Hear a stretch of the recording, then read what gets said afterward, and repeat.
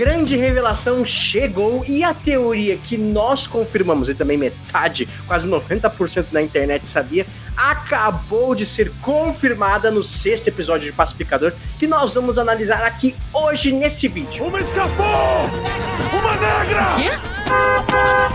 Então, sejam bem-vindos, nerds, bem-vindos ao Cofre Nerd. Eu sou Giovanni Zola e estamos chegando na reta final da nossa 2ª temporada de Pacificador Peacemaker, pessoal. Fazemos aqui análise episódio por episódio com vocês e já tínhamos falado de uma teoria que se concretizou hoje faz um tempinho. Então aproveita, se inscreva no canal, ativa o sininho, deixa o like nesse vídeo. Se você se inscrever e ativar o sininho, todo o conteúdo que nós postarmos aqui, você vai receber notificação e não vai ficar perdido nas novidades da cultura nerd. E, além disso, o like ajuda a gente a chegar a mais horizontes, a mais pessoas, então ajuda a gente aí com esse like. E se você quiser ficar por dentro do nosso conteúdo exclusivo, eu sugiro que você se torne membro do canal. É facinho, só com alguns botões, e você ainda pode contribuir para que a gente possa fazer conteúdo ainda melhor. Quando a patota do pacificador resolve atravessar o portal para ir atrás do Chris, nesse mundo que ele acredita que seja perfeito, é aí que descobrimos a verdade de que tudo nem realmente é tão bom assim quanto parece. Isso fica claro na cena inicial do episódio,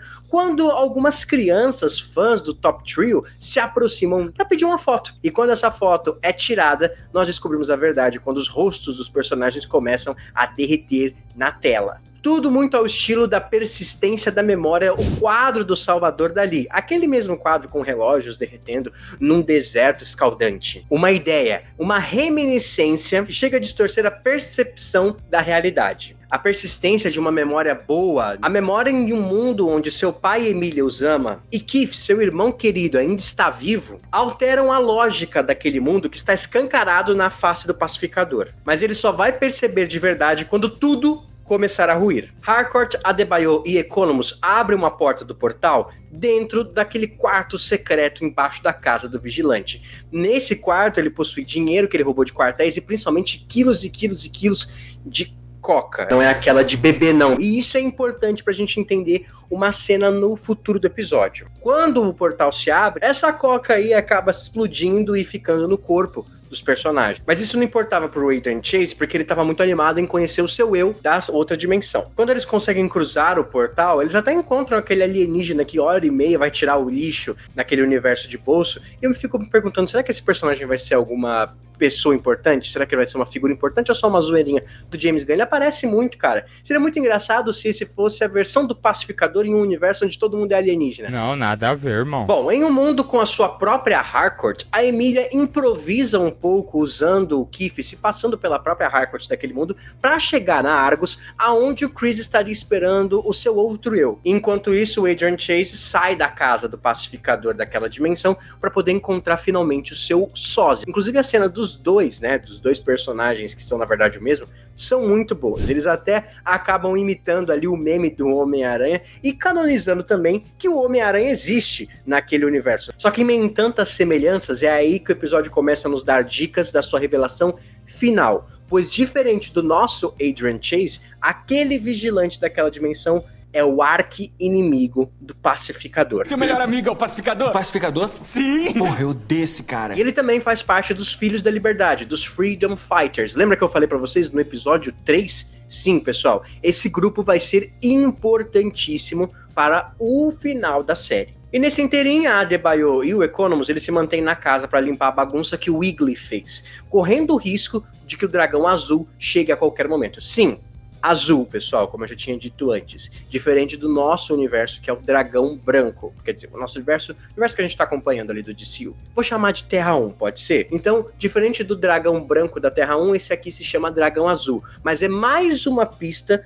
da revelação final do episódio que o James Gunn prometeu pra gente nessa 2ª temporada, em que ele vai plantando, e é lógico que a gente que tá aqui todo momento conversando já sabe, porém, os olhos mais desavisados podem acabar deixando despercebido. Só que o que eu mais gosto desse episódio, eu vou falar que esse é o meu preferido, é que esse episódio não existe apenas para desenvolver a trama, ele continua o status da 2ª temporada inteira, que é desenvolver o Christopher Smith mais e mais. Lembra de quando eu falei da Coca que explodiu ali, lá no quarto do Adrian Chase? Quando a Harcourt, a nossa Harcourt, acaba chegando na Argus, ela é detida pelo cão farejador de drogas. E é quando ela consegue ter uma conversa finalmente com o Chris. É interessante observar a evolução do Christopher Smith, do Pacificador, desde Esquadrão Suicida do James Gunn até aqui. Aquele personagem frio e cruel que assassinou o Rick Flag, agora aqui nessa temporada evoluiu tanto que consegue falar dos seus sentimentos. Mas Harcourt não. Você só fica fugindo da conversa. Chris, eu sou um maldito pesadelo! Eu não ligo. Mas eu ligo, beleza? Eu não tenho acesso aos meus sentimentos que nem você. E é aqui que eu trago mais uma vez algo que eu já falei nas nossas análises aqui. De fato, é perceptível que Emilia sente algo, mas algo pelo assassino do seu melhor amigo. Tudo bem, o Chris já não é mais aquela mesma pessoa, porém, ele ainda tem esse sangue em suas mãos. E como é que se lida com isso? Ela se coloca em brigas, ela se coloca em situações de extremo perigo para se punir, para punir a si mesma desse sentimento, para punir a si mesma da falha da sua vida. E é aqui que a gente vê que o desenvolvimento emocional da Emilia já não é tão desenvolvido assim quanto o do Pacificador. Olha que ironia, né? Rick Flag, Sir, acaba se desesperando e recorre à ajuda de alguém que está preso em Belle Reve. E esse alguém é Lex Luthor, do Nicholas Hoult. Exato, mesmo Lex Luthor de Superman, todo estronchado ali, coitado, depois de ter levado uma surra do Krypton. O Rick Flag, Sir, propõe um acordo com Lex Luthor. Em troca de uma espécie de sinalizador ou de detector de anomalias dimensionais, Lex ganharia a confiança do Rick Flag, Sir, e os dois trabalhariam juntos. E também ele seria transferido para uma prisão onde não tivesse tantos meta-humanos, que ele detesta. Mas é claro que o Luthor não faria isso apenas por um lugar mais quentinho numa prisão onde ficasse longe dos meta-humanos. Ele faria isso porque eu acho que o Lex Luthor está costurando o seu maior plano até agora. Lex pode bancar o bonzinho e ajudar Rick Flag. E com a sinopse de Superman 2, O Homem do Amanhã, já confirmada pelo James Gunn, nós sabemos que Superman e Lex terão que se unir para uma ameaça maior. Se Lex Luthor está ajudando tanto Superman quanto Rick Flag, ele pode estar tentando construir a sua base como bom moço, limpar a sua barra, para que um dia ele possa se tornar presidente dos Estados Unidos da América. Ah, Giovanni, mas isso é impossível. Não, pessoal, porque Lex já foi presidente nos quadrinhos e também já foi presidente no Arrowverse, pelo menos na dimensão aonde Smallville aconteceu, no futuro de Smallville. Isso é confirmado em Crise nas Infinitas Terras. Sabia não? Imagine a segunda temporada como o trilho de uma montanha russa, pessoal. Durante 5 episódios nós ficamos subindo, e nesse sexto nós chegamos naquele topo, no pico daquela montanha russa. E agora é o começo da descida, do frenesi. Pois quando Adebayo, uma mulher negra, sai da casa do Pacificador e vai desbravar aquele mundo diferente, é quando os cidadãos daquele mundo começam a caçá-la como se ela fosse uma besta e eles os aldeões enfurecidos. Inclusive, o Keith, o irmão do Pacificador, grita: um deles escapou, dizendo claramente que ela escapou de um campo de concentração. Porém, se você ainda não tem a sutileza de perceber esse tipo de detalhe, a Harcourt, ela coloca na sua voz a afirmação que nós vemos falando há muito tempo. Desde que eu cheguei aqui, eu só vejo pessoas brancas. E é aqui que tudo começa a ruir. Tal qual o quadro de Salvador Dalí. A persistência de uma memória não permitiu que Chris visse o óbvio, que não existe nenhuma pessoa de cor, de diferente etnia naquele lugar. Ou que isso possa ser até mesmo o seu preconceito enraizado. O preconceito enraizado, inclusive, nos próprios telespectadores, naqueles que não notaram isso quando assistiram a série de primeira, que precisaram vir aqui ou em outro lugar na internet para entender essa teoria. Essa criação do Christopher Smith, dada pelo Aug, seu pai, o dragão branco, está enraizado dentro dele e não o permite ver o mundo, aquele mundo com a mesma crueldade que uma Adebayo consegue ver, que uma Harcourt consegue ver. Então aquela é a Terra X, a dimensão perdida, onde os nazistas ganharam a Segunda Guerra Mundial. E aquele mundo se tornou um lugar onde apenas a ideia, a concepção de perfeição ariana é aceita. Mas é uma ideia deles, uma concepção deles. E é daí que todas as pecinhas do quebra-cabeça começam a se juntar, inclusive o nome do dragão azul. Azul, sangue azul, essa concepção completamente errada das pessoas da Terra X. Dragão azul esse que encontra o Economus em sua casa e começa a torturá-lo. E é lógico que o John, ele acaba dizendo toda a verdade sobre o seu filho verdadeiro, sobre quem é o pacificador e sobre as dimensões. Ou seja, o Top Trio vai acabar indo atrás do pacificador no próximo episódio, pelo jeito para vingar o pacificador da Terra X. Mas vamos nos atentar então ao Economus. Nós temos a sósia da Harcourt, nós temos o sósia do Vigilante, a sósia da Debaio, se estiver viva, deve estar presa num campo de concentração, e por que não teríamos então um sósia do John Economus? Eu vi uma teoria na internet muito interessante, que talvez o sósia desse Economus pode ser completamente o inverso do nosso Economus, que é mais medroso, mais covarde, mais individualista. Talvez o Economus da Terra X seja o completo oposto e lidere, ou pelo menos faça parte, dos Filhos da Liberdade, os Freedom Fighters. O único grupo de heróis e pessoas ali da Terra X que querem lutar contra a tirania opressora desse terceiro Reich que se instaurou.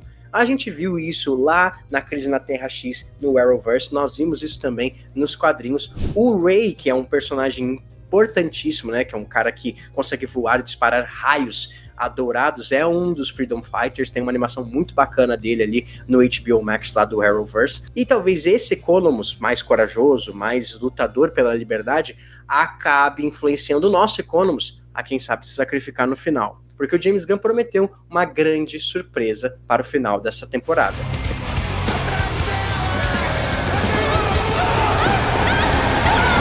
Por fim, eu acho que o 6º episódio, ele é um sucesso com o James Gunn na direção, ao ele conseguir escalonar o frenesi para além da surpresa. Afinal, essa teoria de que a Terra alternativa era a Terra X não é novidade para ninguém. Muita gente já estava conformado com isso e esperando, com certeza. Mas o que é mais interessante é que a revolta e a tensão são um terreno sólido, construído além da percepção do seu público, graças a episódios muito bem embasados, com elementos sempre sendo plantados para depois colher no final. E tudo isso nos permite ter a sensação do choque, sem mesmo estarmos surpresos. Muito bem, pessoal, agora a nossa parte de referências, como eu sempre divido aqui as nossas análises de Pacificador. Primeiro dou minha opinião, explico o episódio, e aí depois eu vou para a parte de referências. E aqui a gente tem uma referência na fala do Lex Luthor. Lex afirma que toda noite na cela ao lado, ele ouve uma espécie de relação estranha entre dois detentos. Um deles é um homem de tamanho de um urso com pele de dragão. E é lógico que quando ele falou isso,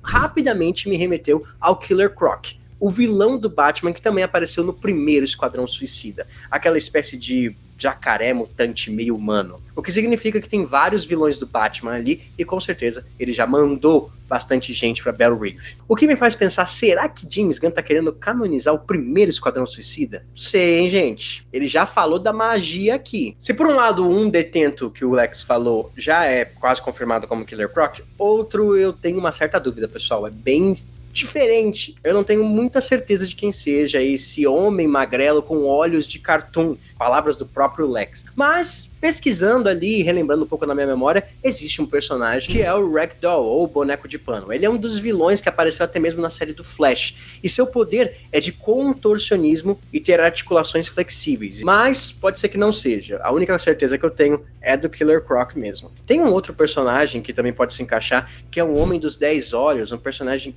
da DC, muito, muito estranho, cheio de olhos também, e tem meio a cara do James Gunn usar isso, né?